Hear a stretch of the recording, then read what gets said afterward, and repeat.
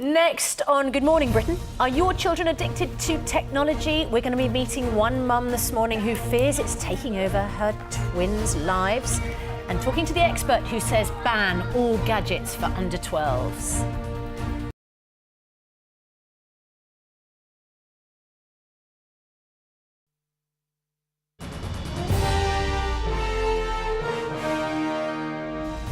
It is nearly 20 to 8. What do you think of this little thing here? It's the latest in gadget-friendly baby equipment. And you are looking at a potty which has a tablet for your child to play with. The iPlop. That sounds like it's its official name, and it probably should be, yeah. Are things like this creating a technology time bomb for our children? Jonathan Swain has been investigating.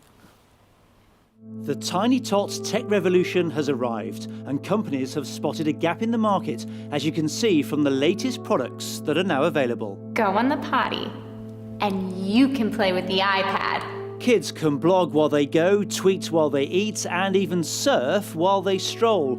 And they do it because they can. 2/5 of babies under 2 can now use tablets and smartphones. These products are marketed as everything you need for digital babies on the go. But is it all getting a little too much? My son's nearly 4. He's always playing on the iPad or the iPhone. The technology in the house, Xboxes and PlayStations, they're not doing enough outside. It does concern me that they're losing social skills. One teacher is so worried about the effects technology is having on our children that she wants to speak out. We've decided, though, not to identify her.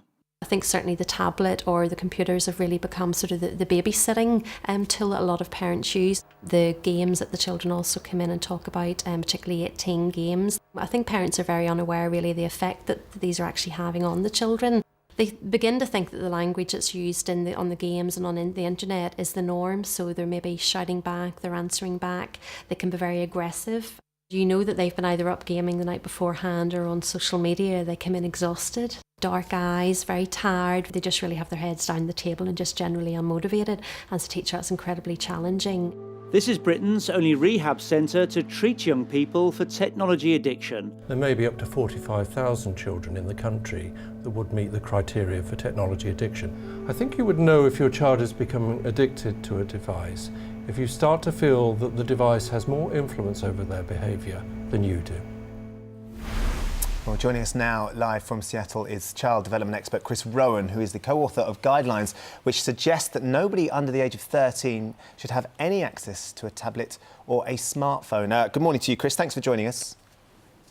Good morning. We've had a lot of response to this story this morning, and a lot of response to people to what you were suggesting. Matthew has emailed in this morning saying tablets are not only for entertainment, they play a big part of lessons at my school and they help facilitate learning. What do you say to that? Well, the research isn't really showing that, and it's really not showing that these tablets do much more than entertain our children. It's also creating real problems with their ability to pay attention and learn. It's just really fast, and pretty much what they're doing is just moving apps around on a screen. It's not really educating our children. One of your proposals is that children under the age of 13 shouldn't be using these screens. What effect is it having on their development? Well, we're seeing 1 in 3 kids now developmentally delayed entering school. We see 1 in 6 children with a diagnosed mental illness, predominantly depression and anxiety, are skyrocketing in children. We're seeing 1 in 4 either obese or overweight, and now 1 in 11 children have a diagnosed addiction, technology addiction. So kids are not faring as well as we would like, and for the first time we're seeing children with addictions. This is not healthy. Yeah. Well, Leanne Avery joins us this morning with her twin daughters, Holly and Lauren. Very good morning to you. Hello. How much do Holly and Lauren normally use tablets, screens, computers? Do you know what? I couldn't put a figure on it, to be perfectly honest with you, but it's a lot. But we do use it educationally as well. But then on the other hand, you know, if I've got a meeting or I need to make a call or even do the washing up, I'll say, oh, go and watch a film or put the Wii on and I'll come and find you in a minute. And then I have been known to sort of put the telly on and think, oh, they're all right, they're quiet. Yeah. I mean, but I think that everyone I speak to is guilty of the same thing. Yeah, and we asked you to do a 24-hour digital detox where you didn't use these screens. How did you, what did you feel about that, Holly and Lauren, when you were told you couldn't use them? It felt hard, but it was fun. Was it fun in the end? Yeah. Because what did you do instead of using your iPads and your Wii? We played board games. Played board games? What else did we do? We went out. We went to the woods and made daisy chains. You made daisy chains? So you had a lot of fun as a family, rather than just sitting and entertaining yourself. Was it quite an eye-opener for you, Leanne, as well?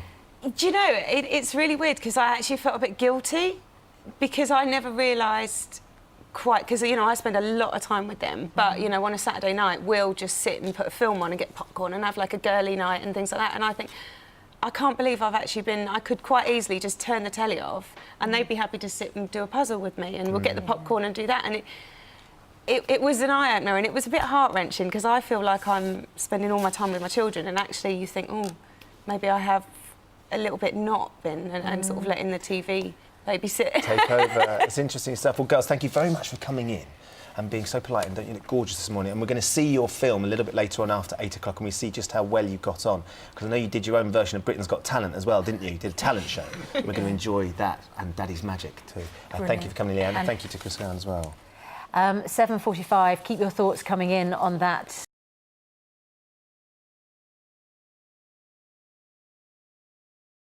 Now then, take a look at this. We've been enjoying this all morning, not literally, but having a good look at it. It is a potty that's designed to keep your children entertained while you're potty training them. We've got 2 boys, and trying to get the boys to use a potty when we're potty training them was an absolute nightmare, and anything that could encourage them to want to sit there a little bit longer would be a benefit, but I'm not sure that's the right way to be going. The trouble is, the question that arises from things like this, are we building a technology time bomb for our children by encouraging them to think that just normal, everyday toilet activities have to include looking at a screen? Earlier on, we spoke to Leanne Avery and her 2 twins, Holly and Lauren. Who's very worried about her 6-year-olds. We set them a challenge. Could the whole family detox from technology for just 24 hours? Should we find out what happened? Yes. Here they are. We are really going to try to not have any technology for one whole day. That's going to be very difficult. Go! Just brought you both an ice cream on a sunny day. Hi!